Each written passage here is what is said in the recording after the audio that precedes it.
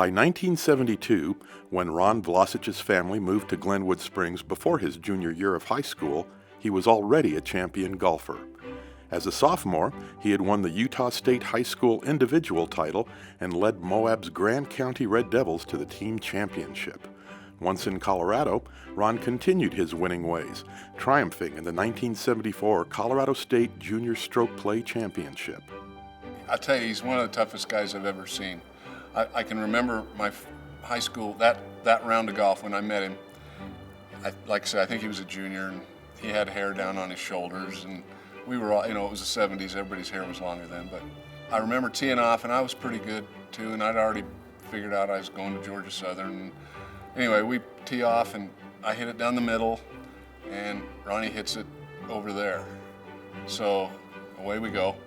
We get done with the hole, and I knocked it up by the hole and two-putted for a 4, and he did some other stuff, and all of a sudden he had a 4. And I thought, wow.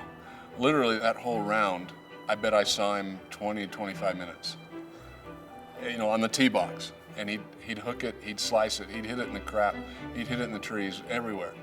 At the end of the day, I thought, well, I had to beat that guy, pretty good. We tied. And I thought, holy mackerel. And from that point, he got a lot better, but he's probably the toughest competitor I've ever played against.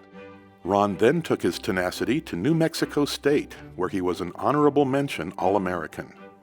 Initially, when I was about 14 years old, I knew I wanted to do something in the golf business, either be a green superintendent, a PGA Tour professional, or a club professional.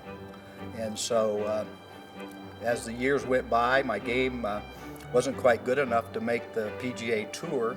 I initially went down to New Mexico State because it was a good ag college. I was going to get an agriculture degree for the superintendent. It just didn't match up too well for me, and so I decided I would go the club professional route when I graduated from college, and was fortunate to work at some wonderful clubs and meet some great people, and had a very nice career for 28 years in the golf business. Ron's career as a PGA club professional led him to Inverness, where he worked with Colorado Golf Hall of Famer Tom Babb, and to Glenmore before becoming the PGA head professional at Denver's venerable Green Gables Country Club in 1989. Ron was a great boss.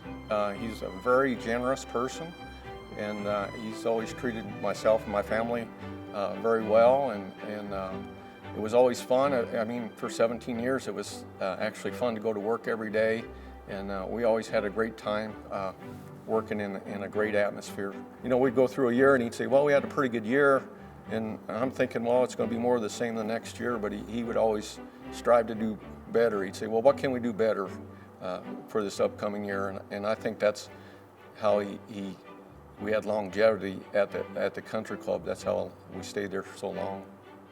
At all 3 clubs, Ron was fortunate that the membership recognized his commitment and his talents and supported him as he competed in numerous events.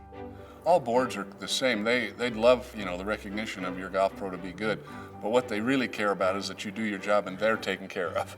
And that's my point.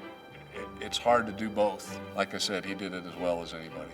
I could see Ron was a pretty good player and a very nice person, and so I sort of gravitated towards him for lessons and information, and soon after that I became his caddy on some of the local tour events, Colorado Open, Wyoming Open, Nevada Open, local U.S. Open qualifyings, that sort of thing, and so really got to know him well at that point, and became even more impressed with his golf acumen. It's led to our friendship for 33 years.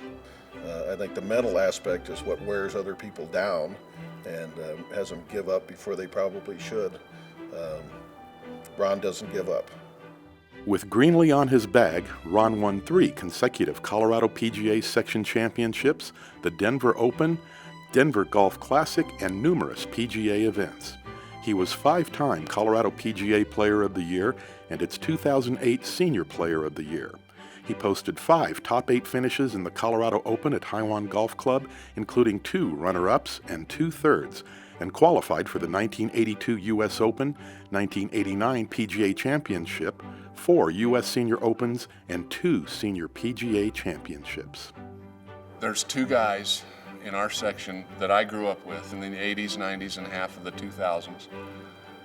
There's two guys that have an extra gear. Bill Leffler's already there. He's already in the Hall of Fame. Ronnie's the other one. They just have an extra gear. When they're playing well, when they got their A game, they don't lose. In honor of his outstanding accomplishments, Board of Directors congratulates Ron Vlosich on his induction into the Colorado Golf Hall of Fame.